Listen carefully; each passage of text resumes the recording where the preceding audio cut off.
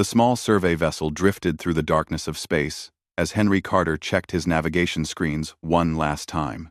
He was 72 years old with gray hair and hands that showed the marks of decades spent working with machinery and weapons. The retired admiral had volunteered for this mission because sitting at home on Earth made him feel useless. Out here, among the stars, he could still contribute something to humanity's future. His job was simple enough: scan uninhabited planets for minerals and mark locations for future mining operations. It was quiet work that gave him time to think about his years in the Earth Defense Force and all the battles he had survived. The alarm system screamed suddenly, and Henry's training kicked in immediately. His hands moved across the controls, trying to identify the threat, but his screens showed nothing until a massive shadow fell across his viewport. The ship that appeared above him was larger than anything he had seen in his 40 years of military service. It stretched for miles in every direction, with weapons, batteries, that could reduce planets to dust. Before Henry could send a distress signal, his vessel jerked violently as invisible forces grabbed hold of it. The tractor beam was so powerful that his engines couldn't break free no matter how much power he diverted to the thrusters. Henry watched helplessly as his ship was pulled into a docking bay that could have held 100 vessels his size.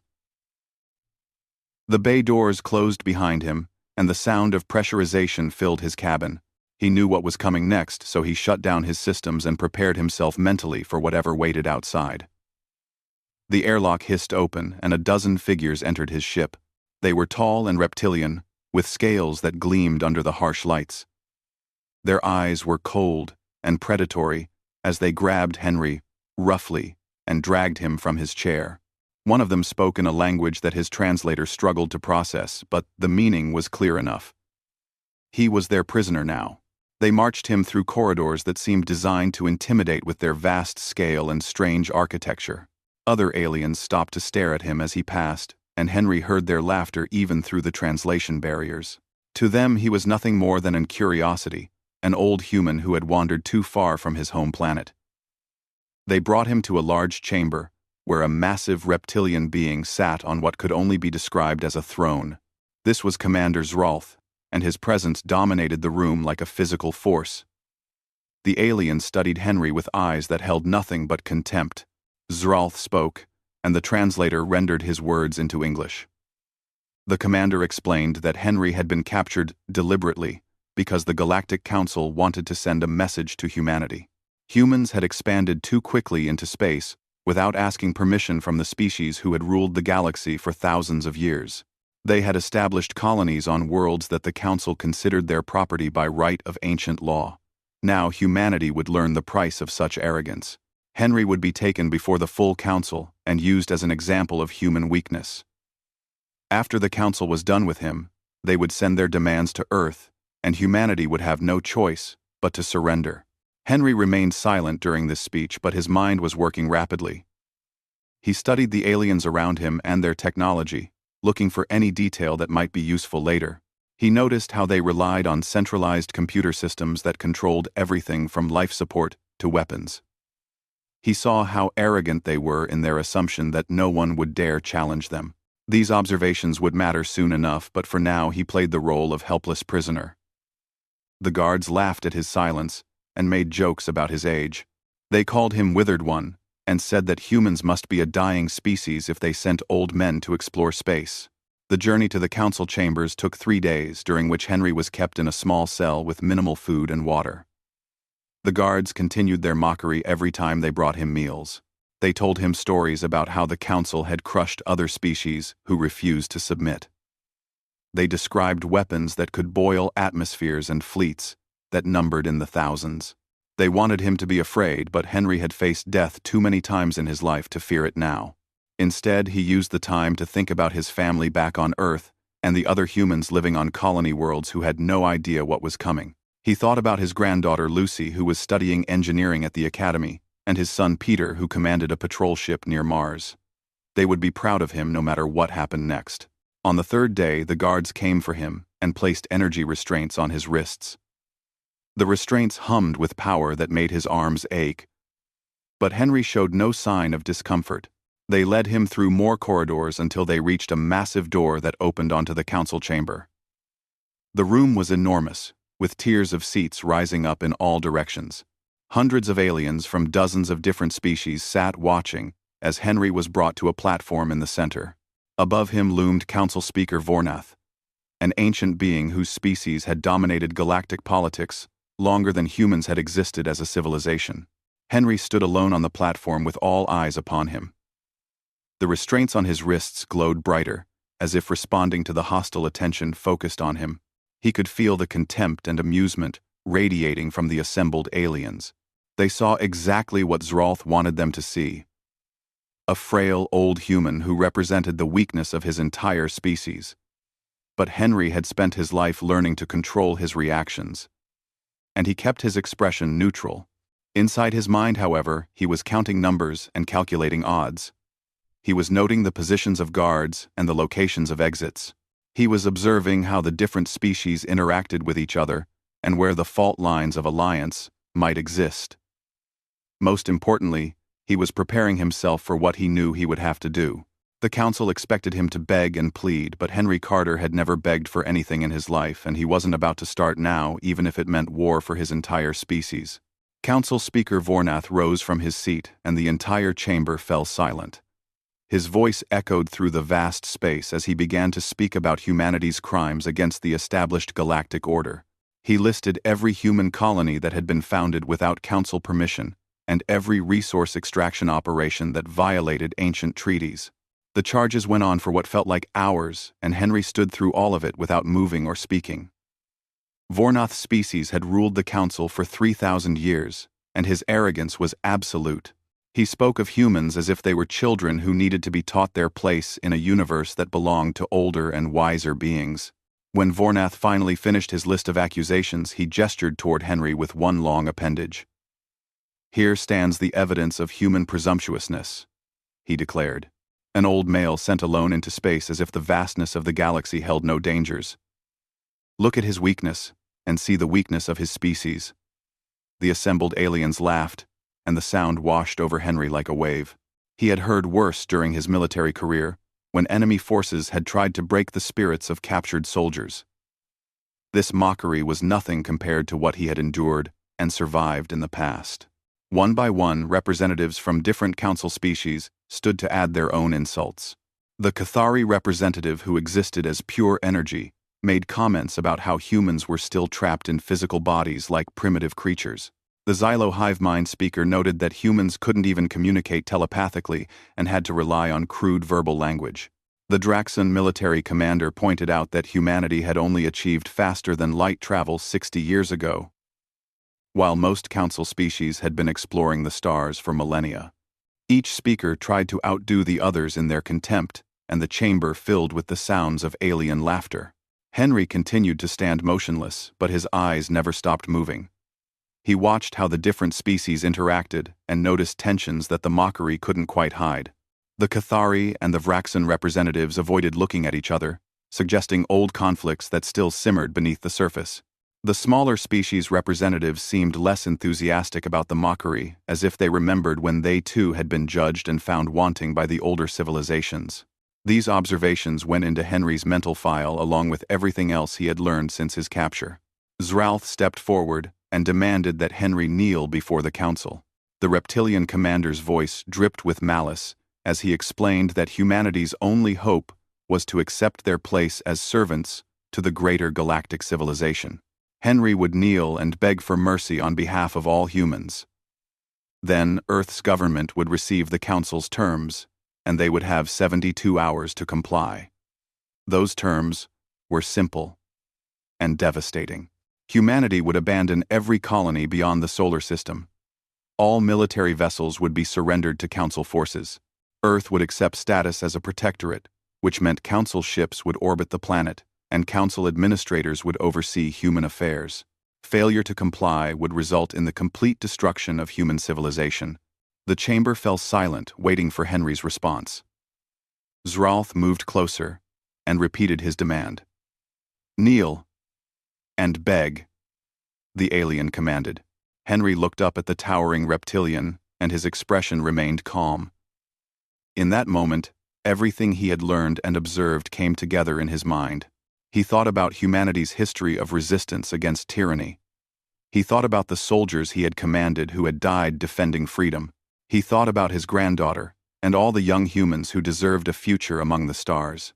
Most importantly, he thought about what humanity had been preparing for since the day they first encountered other intelligent species.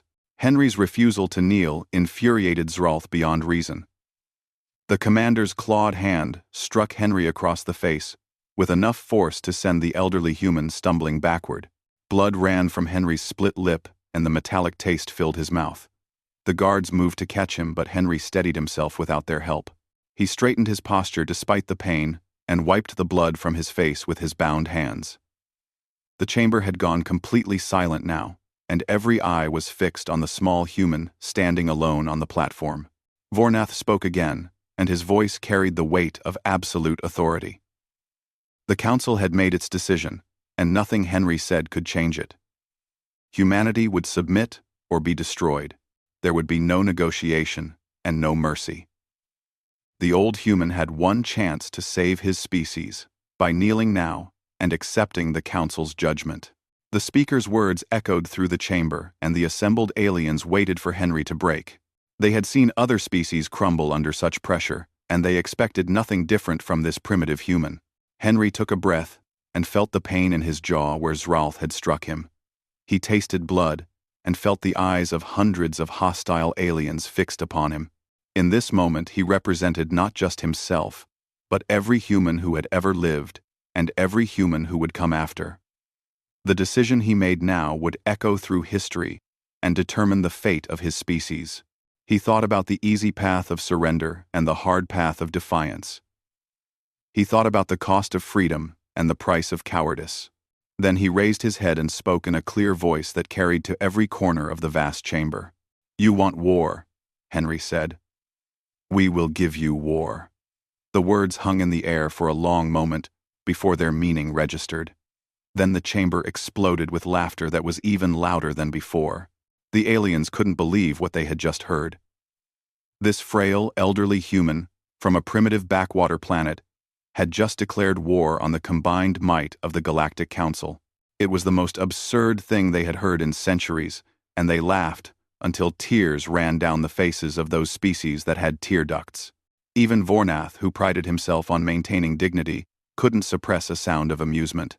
Zralth's laughter was the loudest and cruelest of all. The reptilian commander moved close to Henry and spoke in a voice meant to humiliate. "Your species will be extinct within a standard month," he promised. "Your cities will burn, and your colonies will be empty ruins. Everything humanity has built will be reduced to dust and atoms.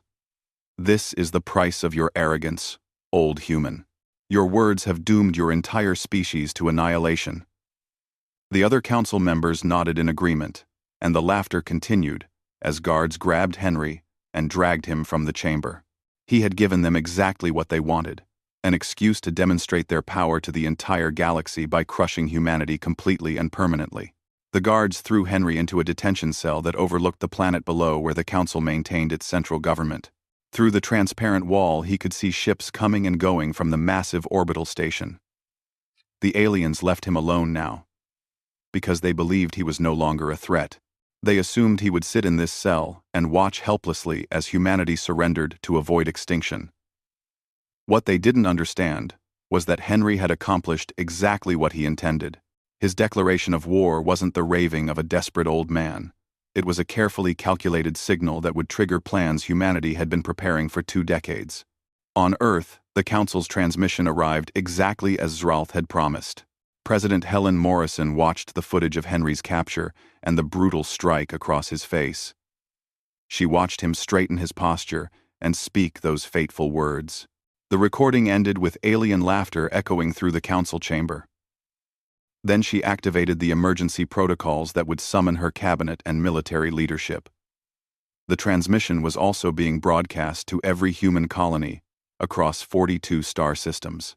Billions of humans watched the elderly admiral stand defiant before the alien council, and every one of them understood what his words meant. Within 3 hours, the key decision-makers had gathered in the secure command center beneath Earth's capital.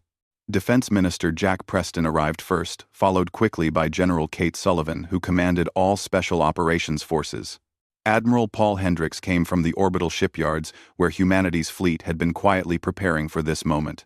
The last to arrive was Dr. Lucy Chen, who directed a program so secret that most government officials didn't know it existed. President Morrison looked at each of them in turn and asked the question that would determine humanity's future. "Are we ready?" she said simply. Dr. Chen stepped forward and activated a holographic display that filled the center of the room. What appeared were ship designs and weapon systems that bore no resemblance to anything the Galactic Council had seen from humanity. These were the fruits of Project Olympus, a research initiative that had consumed trillions of dollars and the efforts of humanity's best scientists. While humans had shown the galaxy one face, they had been developing something entirely different in hidden facilities throughout the solar system. The ships on display were faster and more maneuverable than anything in the Council fleet. Their weapons included quantum disruption missiles that could tear apart matter at the molecular level and electromagnetic pulse bombs that would reduce alien technology to useless metal. General Sullivan added her presentation next, showing detailed intelligence on Council military capabilities. For 20 years, human operatives had been infiltrating alien space using falsified identities and advanced disguise technology. They had mapped every major military installation and identified the weaknesses in Council defenses. The aliens had grown complacent after centuries of unchallenged dominance, and their security was far less thorough than they believed. Human agents had even managed to plant backdoors in Council computer networks that could be activated when needed. Sullivan's people knew the locations of fuel depots and supply lines. They knew which alien species were loyal to the Council and which ones harbored resentment. Most importantly, they knew that the Council's strength was based on fear and political unity that could be shattered. Admiral Hendricks provided the final piece of the puzzle. The human fleet numbered only 800 ships compared to the thousands the Council could deploy, but Hendricks explained why numbers wouldn't determine the outcome. Every human captain had studied asymmetric warfare tactics that had been refined over centuries of Earth's conflicts. They knew how to fight larger forces, using speed and unpredictability. Human ships could jump in and out of combat using fold space drives that were generations ahead of standard Council technology. More importantly, every human crew member understood what they were fighting for, while Council forces were just following orders from distant politicians. President Morrison listened to all the presentations and then asked each person directly if they believed humanity could win. Jack Preston said yes, without hesitation. Kate Sullivan nodded and said her people were ready. Paul Hendricks stated that the fleet would do its duty. Lucy Chen simply smiled and said that the technology worked perfectly in all tests. The president stood and walked to the window, overlooking the city. Millions of humans lived their lives down there, unaware of how close they were to war. She thought about the responsibility she carried and the lives that would be lost if she made this decision. Helen Morrison turned back to her advisors and made the choice that would define her presidency. "We will not surrender," she said. "Transmit the war orders to all fleet commands and activate every military asset we have. Tell our colonies to implement defense protocols. Contact our agents in Council space and begin disruption operations. Most importantly, send a message to the Council that humanity rejects their ultimatum." Henry Carter spoke for all of us when he declared war. Now we will show them what that means. The room erupted in activity as orders went out across dozens of light years. Humanity's carefully laid plans were set in motion, and nothing would stop them now. In his cell, Henry had no communication with Earth, but he knew what was happening. He had worked with Helen Morrison when she was a young officer in the diplomatic corps. He knew Paul Hendricks from their years serving together in the fleet. These people wouldn't hesitate or waste time debating options. They would act decisively, because that was how humanity survived against larger threats. Henry moved to the transparent wall and looked down at the planet below. Somewhere down there, the Council members were celebrating their victory over the primitive humans. They would learn soon enough that they had made a terrible miscalculation. The aliens had studied humanity's visible technology and military capabilities. They had analyzed human ships and weapons that were deliberately designed to seem inferior. What they hadn't understood was that humans were exceptionally good at deception when survival was at stake. Every species the Council had conquered before had been honest about their capabilities. They had shown their full strength and been overwhelmed by superior numbers. Humanity had taken a different approach. They had hidden their true abilities and presented themselves as weaker than they were. Now the Council would discover that human warfare doctrine was based on misdirection and striking from unexpected directions.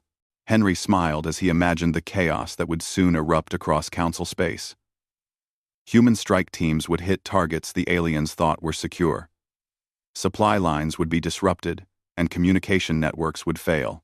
The carefully organized Council military would find itself fighting an enemy that refused to follow conventional tactics. Most importantly, the political unity that held the Council together would begin to crack as member species questioned whether this war was worth the cost.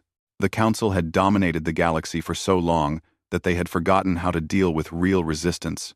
They were about to receive an education in why humans had survived and thrived despite having no natural advantages except determination and adaptability. Commander Zralth stood on the bridge of his flagship, leading a fleet of 300 warships toward humanity's primary colony at New Hope. The Council had given him this honor because of his role in capturing the old human and provoking the war declaration. Now he would complete his triumph by crushing the first human settlement and proving that resistance was futile. His fleet represented overwhelming force, and the Council expected this to be a simple demonstration rather than a real battle. Intelligence reports indicated that New Hope had minimal defenses and a population of only 50,000 civilians. The colony would fall within hours, and then the fleet would move on to the next target. The journey took 5 days, during which Zralth entertained himself by imagining the terror of the humans when they saw his fleet arrive. He pictured them scrambling to evacuate, or perhaps trying to mount some pathetic defense with their primitive weapons. Either way, the outcome was certain. The fleet dropped out of faster-than-light travel at the edge of the New Hope system and immediately began scanning for targets. What they found confused the sensor operators. The colony appeared to be completely abandoned. There were no ships attempting to flee, and no power signatures from the settlement. It looked as if the humans had simply vanished. Zralth suspected a trap, but his arrogance overrode his caution. He ordered landing parties to secure the colony, while the main fleet maintained orbit. 2,000 soldiers in powered armor descended to the surface and began moving through the empty streets of the human settlement. The buildings were intact and showed signs of recent occupation, but there was no sign of the colonists. The soldiers spread out to search warehouses and residential areas. They reported finding food still in storage and personal belongings left behind, as if the humans had evacuated in a hurry. Zralth smiled at this apparent confirmation of human cowardice. The trap sprang shut with devastating precision. Hidden defense platforms that had been powered down to avoid detection suddenly activated throughout the colony. They unleashed electromagnetic pulse weapons that swept across the landing zone in invisible waves. The Council soldiers found their powered armor going dead and their weapons becoming useless metal. Communication links went silent as their technology failed all at once. In the sudden darkness and confusion, the soldiers finally understood that they had walked into a carefully prepared kill zone. The humans hadn't run away. They had been waiting underground. From concealed bunkers and hidden tunnels emerged human soldiers led by Commander Lisa Grant and Captain Ben Torres. They wore equipment specifically designed to resist electromagnetic pulses and carried weapons chosen for their reliability in harsh conditions. The human forces moved with practiced coordination that came from endless training exercises.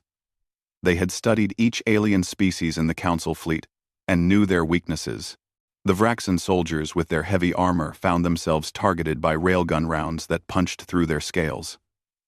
The Cathari energy beings discovered that quantum field generators could trap them like insects in jars. The Xylo hive mind warriors learned that neural disruptors could sever their telepathic connections and leave them confused and isolated. The battle on the ground lasted 3 hours and ended with complete human victory. Of the 2,000 Council soldiers who landed, fewer than 300 managed to retreat back to their shuttles. The rest were either dead or captured. Lisa Grant stood among the ruins of what had been a deliberate trap and contacted the fleet overhead. She informed them that any further landing attempts would meet the same fate. Then she transmitted footage of the battle to every communication network in the sector. The galaxy would see that humanity knew how to fight. In orbit, Zralth faced his own nightmare. From behind, New Hope's moon appeared 20 human warships that matched no design in Council databases.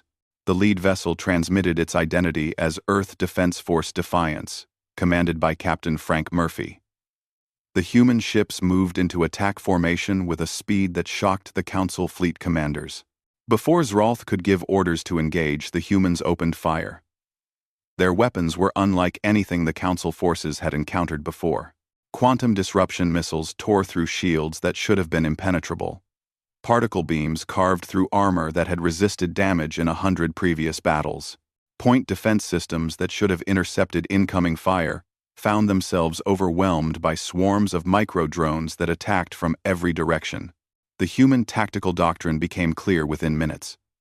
They refused to engage in the kind of formation battle that the Council fleet was designed for.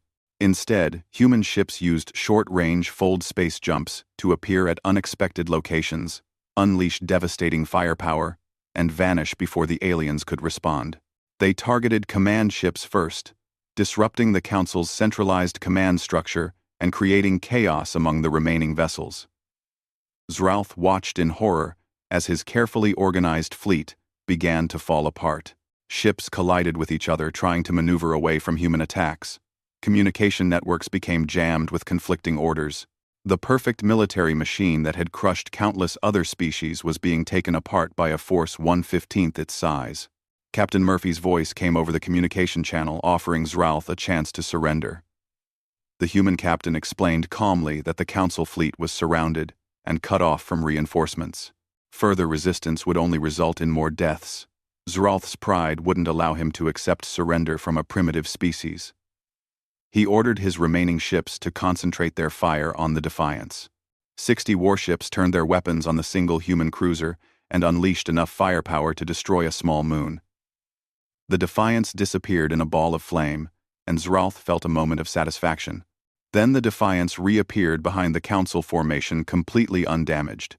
Murphy's voice came through again, explaining that humans had developed shield technology that could withstand focused fire for several seconds, while the ship jumped to safety. The message was clear. The Council couldn't win this battle using conventional tactics. Zralth finally accepted reality and ordered the retreat. What remained of his fleet jumped away from New Hope, leaving behind debris and disabled ships. Of the 300 warships he had brought, 140 were destroyed, and another 80 were too damaged to fight. His flagship limped away, barely functional, and Zralth knew his career, and possibly his life, were over. The battle footage spread across the galaxy within hours. Human operatives who had infiltrated Council communication networks made sure every species saw what happened at New Hope. They watched the supposedly primitive humans hand the Council its first military defeat in 5 centuries. They saw Council soldiers helpless against human tactics. They witnessed the proud fleet in full retreat. The psychological impact was enormous. Species that had feared the Council began to question that fear. Member civilizations that had supported Council policies started reconsidering their positions. The foundation of Council power, which rested on the belief in their invincibility, began to crack. On the orbital station, Henry watched the battle footage on a small device that had been smuggled to him by an alien maintenance worker who had grown sympathetic to the old human situation. He allowed himself a small smile as he watched Zralth's fleet being dismantled. This was only the beginning, but it was a good beginning. The Council had expected an easy victory. Instead, they got a harsh lesson in why underestimating humanity was a fatal mistake. Henry knew that the war was far from over, but the first step had been taken, and it was a step in the right direction. The Galactic Council chamber that had echoed with laughter just days before now filled with angry voices as representatives from dozens of species argued about how to respond to the disaster at New Hope. Some demanded immediate retaliation with the full might of the Council's military forces. Others urged caution and suggested that perhaps negotiations might be wiser than continued warfare. A few of the smaller species quietly wondered if this was the right fight to be having. Council Speaker Vornath listened to the chaos with growing fury. His authority had been built on the perception of council invincibility, and that perception was now shattered. He knew that he needed a decisive victory to restore order and maintain his position. Vornath called for silence and announced his decision. The Grand Fleet would be mobilized immediately. 5,000 warships representing every council military would gather and move against Earth itself. The message would be clear to the entire galaxy. No species could challenge the council and survive. Humanity would be crushed so thoroughly that no other civilization would ever dare to resist again.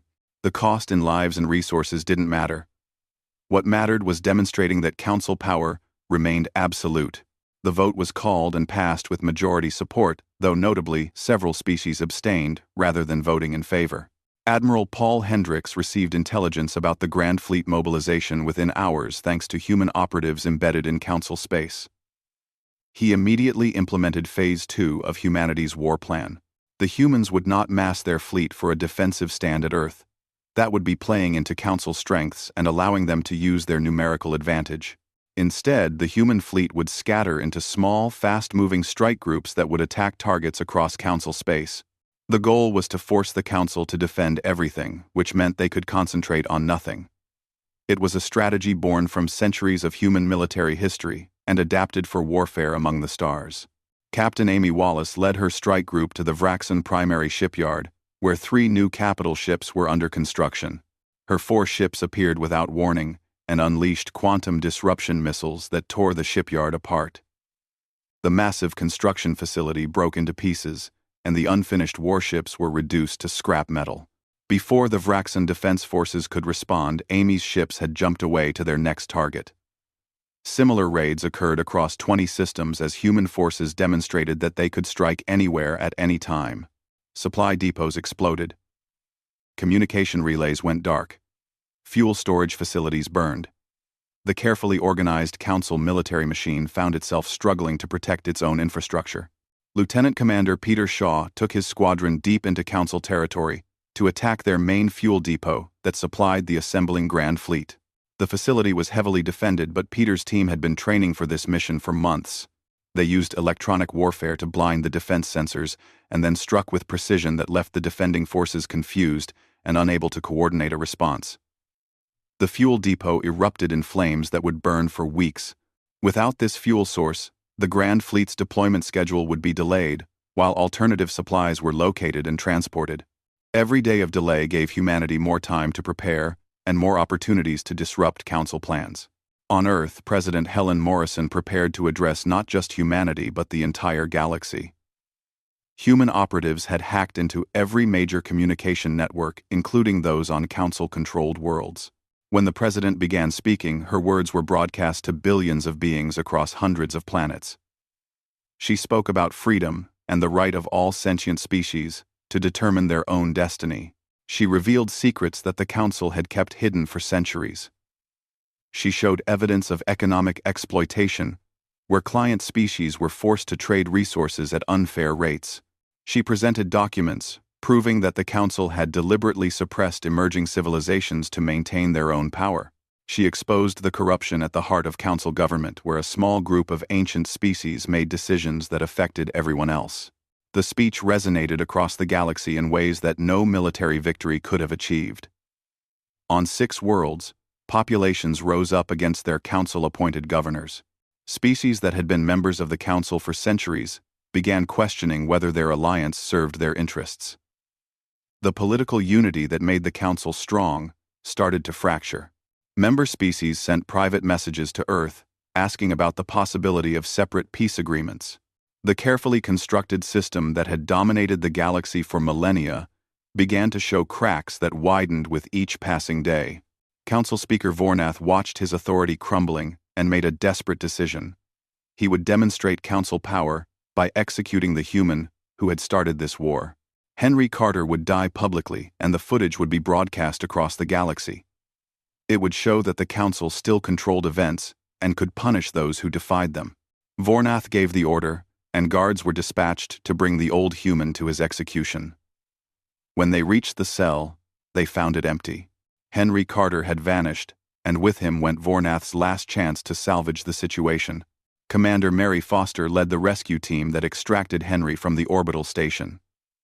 Her Special Operations Group had infiltrated the facility using technology that made them effectively invisible to Council sensors. They moved through the station like ghosts, bypassing every security measure that was supposed to make the place impregnable. The rescue operation was broadcast live by human operatives who wanted the galaxy to see that nowhere was safe from humanity's reach. Council security forces that should have prevented any intrusion were shown to be helpless against human capabilities. The message was devastating for Council prestige. Henry was brought aboard a human ship commanded by Captain George Hayes, who had served under him 20 years earlier. The younger officer saluted and welcomed his former commander home. Henry returned the salute and asked for a status report on the war. George explained that human forces had achieved every objective so far. The Council military was scattered and demoralized. Their political unity was shattered. Their economic system was in chaos. The war had lasted only 3 weeks, but the galaxy had been transformed. Henry nodded with satisfaction, and then made an unusual request. He wanted to speak directly with Council Speaker Vornath. The communication was established, and Vornath's face appeared on the screen. The ancient alien looked older now, as if the stress of the past weeks had aged him centuries. Henry spoke calmly and offered terms. The Council would recognize human sovereignty over all current colonies and establish formal diplomatic relations as equals rather than as rulers and subjects. All aggressive military operations would cease immediately. In return, humanity would stop its attacks and would assist in negotiating reforms to the Council system that would give all species a fair voice in galactic governance. It was a generous offer considering that humanity was winning the war. Vornath wanted to refuse out of pride, but he knew he had no choice. The Council fleet was in disarray. Member species were on the verge of open rebellion. The economic damage from the war was catastrophic. Most importantly, the myth of Council invincibility had been destroyed and could never be restored. The old alien looked at the human who had caused all of this and felt something he hadn't experienced in his long life. He felt fear. Not fear of death, but fear of irrelevance. The galaxy he had known was ending, and a new order was being born. He accepted Henry's terms, because the alternative was watching everything he had built collapse completely. The war officially ended after 21 days of conflict. Peace negotiations began immediately with human representatives working alongside Council diplomats to reshape galactic governance. The reforms that were implemented gave smaller species more influence and limited the power of the ancient civilizations that had dominated for so long. It wasn't a perfect system, but it was better than what had existed before. The cost of the war had been significant, with thousands dead on both sides and dozens of installations destroyed. But the peace that emerged was built on mutual respect rather than fear, and that made it stronger. Henry returned to Earth as a hero, but he felt no joy in that role. He met privately with President Morrison and expressed his regrets about the lives lost. Helen reminded him that he had given humanity no choice. The Council would have enslaved them if they had surrendered. War was terrible, but slavery was worse. Henry accepted her words, but still felt the weight of responsibility. He stood at a window looking out at the stars and spoke quietly about hoping the galaxy had learned its lesson. He didn't want to teach it again. The president placed a hand on his shoulder and said that he had shown the galaxy what humanity truly was. Not warriors by choice, but survivors by necessity. They would fight when they must, but they would rather build than destroy. Henry nodded slowly and suggested that maybe something good could come from the war. A galaxy where strength was measured not by the ability to oppress others, but by what could be achieved through cooperation. It was an idealistic vision. But after 3 weeks of war, perhaps the galaxy was ready for idealism. The final scene showed human ships working alongside alien vessels to repair damaged stations and provide humanitarian aid to worlds affected by the conflict. Former enemies worked side by side because the alternative was continued suffering. The war had lasted 3 weeks, but the peace it created would last for generations. And in every corner of the galaxy, the story was told of the day an elderly human stood before the mighty Galactic Council, bloodied but unbroken, and spoke words that changed everything. "We will give you war.